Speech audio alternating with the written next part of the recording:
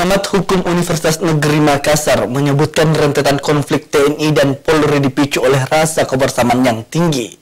Ia meminta pihak terkait untuk melakukan evaluasi menyeluruh agar kejadian serupa tak lagi terulang dan menjadi persoalan tak berujung di kemudian hari.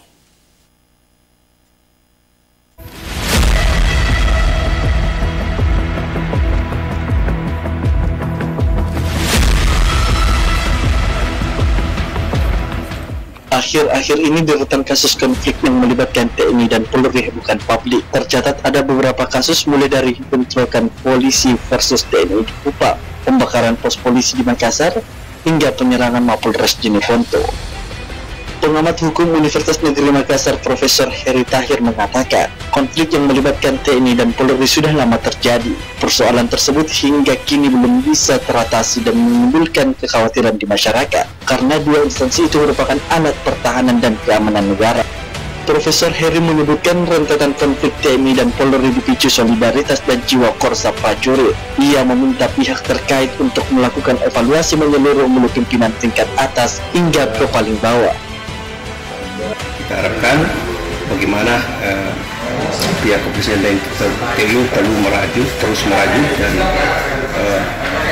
menyambungkan, jadi ada semacam sambung rasa di antara mereka.